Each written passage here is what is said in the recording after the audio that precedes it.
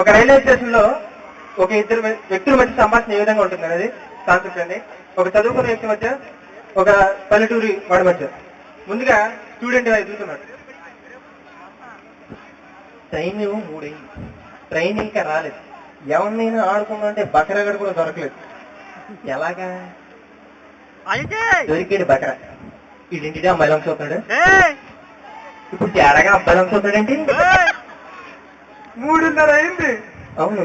ఇంకా 6:30కి ట్రైన్. అవును. 3 గంటలు ఉంది. లెక్కలు బాగా వచ్చినాయిరా. 3:30 అయింది ఇప్పుడు. తర్వాత 6:30 ట్రైన్ తీసేస్తే 3 గంటల.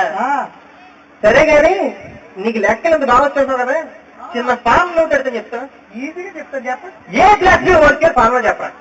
A+B². ప్రతిష్టాత్మకమైన గీతా ఆర్ట్ పతాకంపై అరవింద్ గారి సమర్పణలో, సుకుమార్ గారి డైరెక్షన్ లో 100% లవ్ అనే సినిమా ఒకటి వచ్చిందండి. అందులో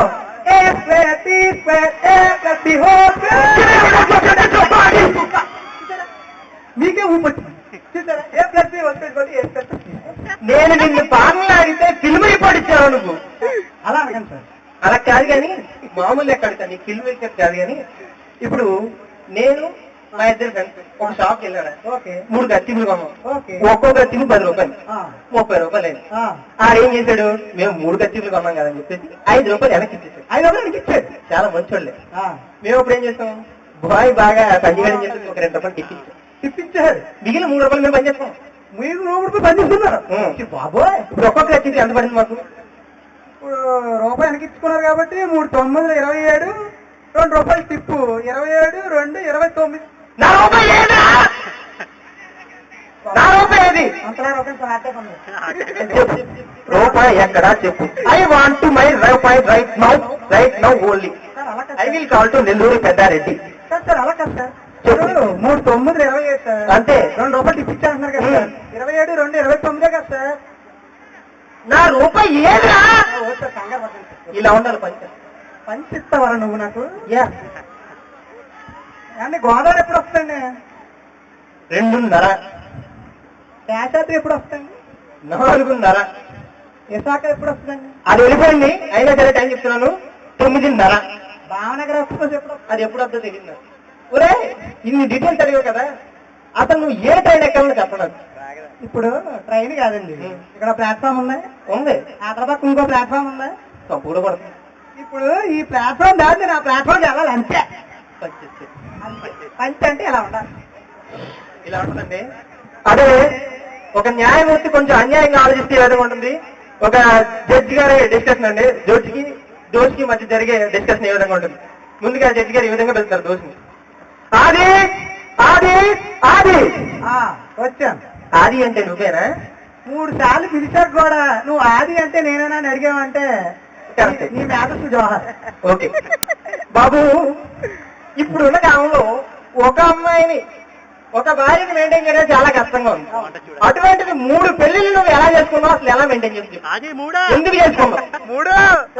మగవాడి విజయం వెనకాల ఒక్క స్త్రీ ఉంటుందంట.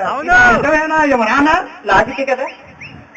మరి ఒక్క స్త్రీ ఉంటేనే అంత విజయం ఉంటే 3 స్త్రీలు ఉంటే నాది ఎంత విజయం ఉంటుంది? లాజికే. ముగ్గురు పెళ్లిళ్ళు చేసుకున్నావు కరెక్టే. మరి ముగ్గురిని అంత క్రూరంగా ఎందుకు చంపేసావు? అసలు ఒకటి ఇంత క్లారిటీతో ఉన్నావు కదా నువ్వు, మొదటి భార్యని ఎందుకు చంపేసావు చెప్పే ముందు నాకు. I want to right now. ఏమండి, నేను పుణ్యస్త్రీగా కావాలనుకుంటున్నానండి అంది. ఒక బాధ్యత గల భర్తగా నా కర్తవ్యాన్ని నెరవేర్చింది తప్ప ఎవరన్నా?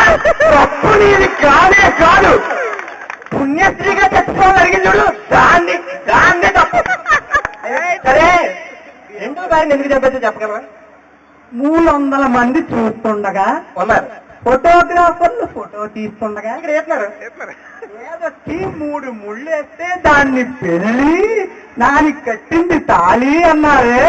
అవును కరెక్ట్. ఒక గదిలో ఎవ్వరూ చూడకుండా ఒకే ఒక్క ముడి వేసాను.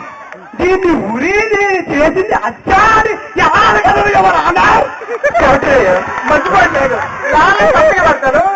సరే, మరి మొదటిగా 3వ భార్య ఉంది కదా, దాన్ని ఏమో ఏం చేసింది? అది చాలా ట్రాజడీ సార్. పర్లేదంటే చెప్పు. నా పెళ్ళం చల్లేస్తుందండి అంది. పాపం చలికాలంలో చలిగానే కదా. ఫ్యాన్ ఆర్పేశాను సార్. తప్పలేదు, మంచి పని చేశావు. చల్లేస్తుందండి అని ఇంకా అంది. అవును, రగ్గు కప్పా. ఇంకా చల్లేస్తుందండి అంది. అంటే అమ్మ ఇంకా చల్లేస్తుందండి అంటుందండి. ఇది అప్పుడు ఏం చేసి చెప్పాలేమో. మంటల్లో దాన్ని వేసా. అంటే చెప్పా, చలేసిందని మంటలు వేస్తావు, ఉడుకొచ్చిందని ఉడేస్తావా? అంటే లాజిక్ అలా తీయకండి. అలా కరెక్టే, కానీ ఫైనల్ నీకు తీర్పు కావాలంటే కదా. అవునండి. అది ప్రతి ఆడదాని, ప్రతి మగవాడి విజయం కాల ఒక ఆడదంతని ప్రూవ్ చేస్తే చాలా. కానీ నీలాంటి ఎవరనకాలు కూడా ఒక ముగ్గురు అమ్మాయిలు ఉంటారని ప్రూవ్ చేసి చూడు. మంచి పని చేసావు.